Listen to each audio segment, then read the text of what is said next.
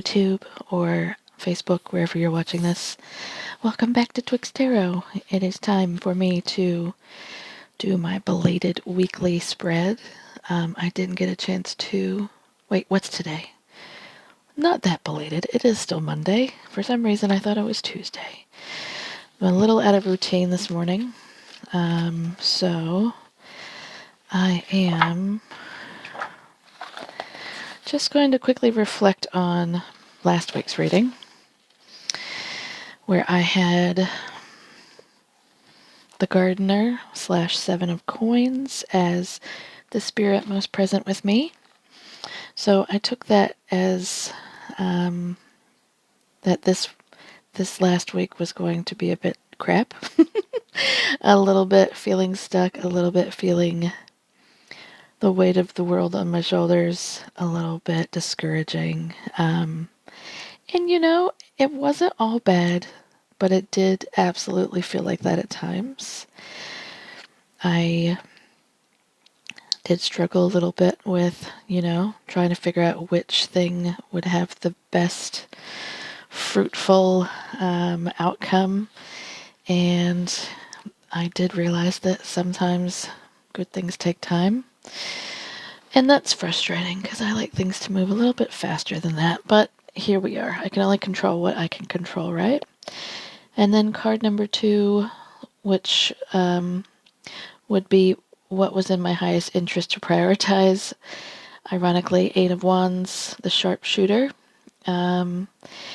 which really was telling me to take decisive action now. And I did take decisive action in many areas, but that still doesn't mean that I could do all the things I wanted to do last week.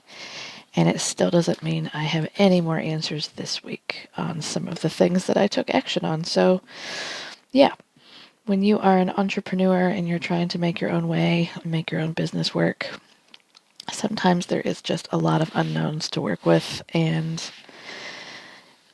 sometimes you just have to roll with it until you can have concrete proof as to what is working and what isn't working. So that's kind of where I'm at with that. It did say, I must make the most of inbound opportunities by meeting them halfway, and it might bring unforeseen challenges or consequences. I'm trying to think if there were any unforeseen challenges or consequences. I mean, my husband and I got into a little bit of a tiff, but that's not anything new. We worked through that just fine. Can't say there was much unseen. I guess the one thing that was sort of unseen was the weather on Saturday.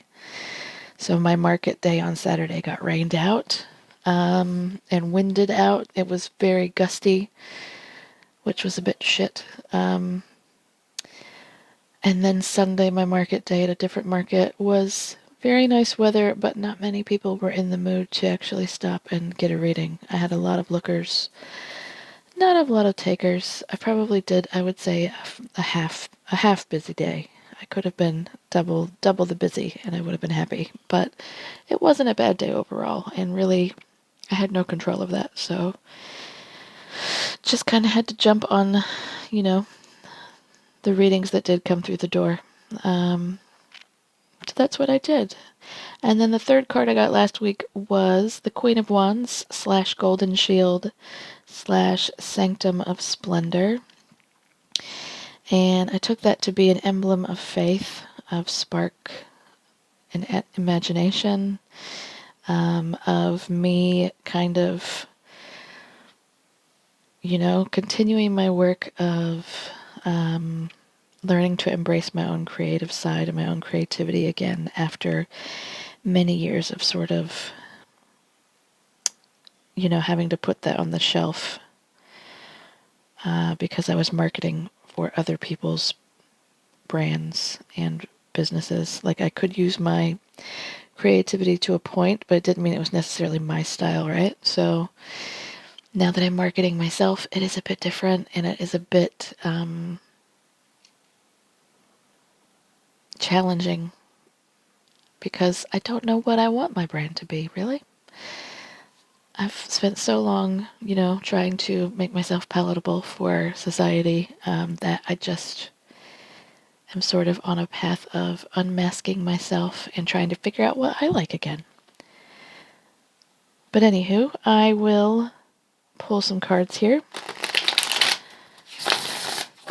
for this week, even though half of Monday is already gone.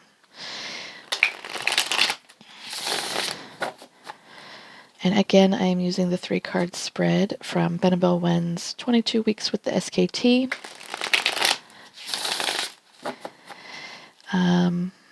And card 1 is the spirit that's most present. Card 2 is what is in my highest interest to prioritize. And card 3 is what I need to prepare for.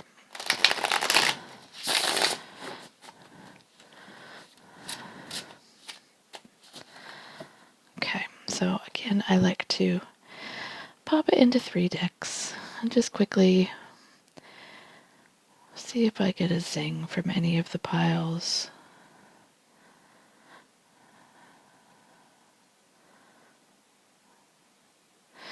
Definitely the left pile today. Ooh, don't think I've pulled that yet. And I haven't pulled that yet. I have not pulled any of these cards yet in this deck. That's exciting. I can't say seeing the 5 of Swords and what I need to prepare for is exciting. But, I can't always prepare for awesome times all the time, I suppose. So my quick take on this would be spirit most present this week would be about making choices. Again, I feel like that's a little bit of an amplification from last week, where I was being told to take decisive action. I wonder if this week is more me leaning into really doing what I want to do rather than what I think is expected of me by society. But I will be eager to see what Benebell's take on the Lovers is.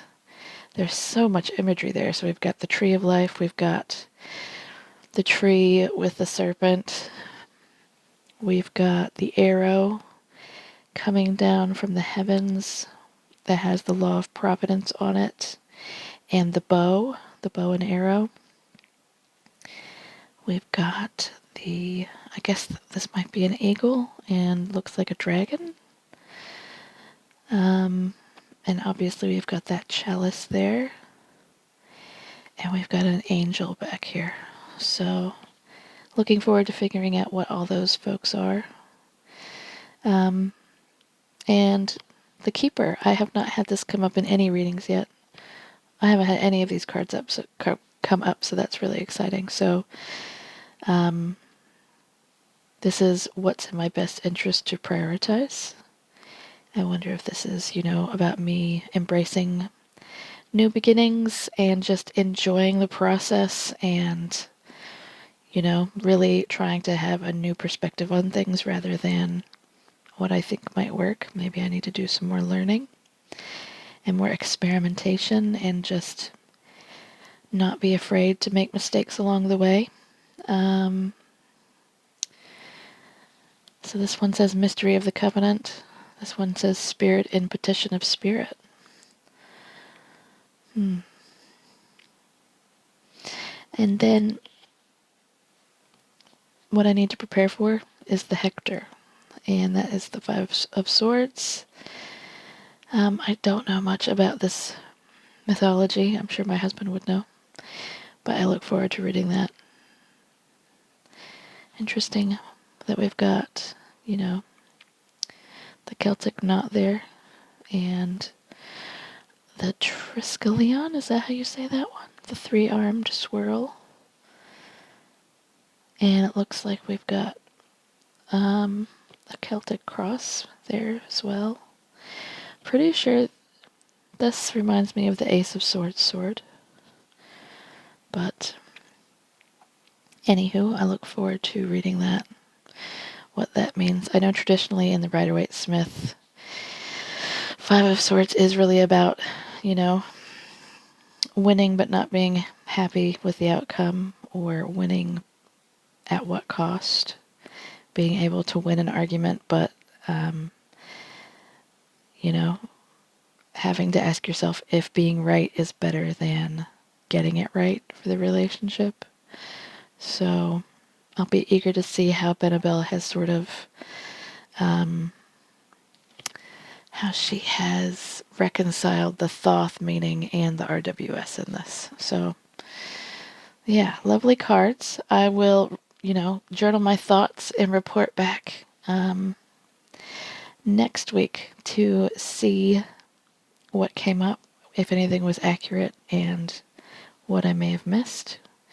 And I hope you have a lovely, lovely day, lovely, lovely week. I've obviously used too many words up verbally, and my words don't want to come out right. So I'm going to end this here and just keep it short. But I thought it might be nice to do a quick follow-up video from last week's 3-card forecast spread. And I look forward to seeing you next week. Have a good one. Bye.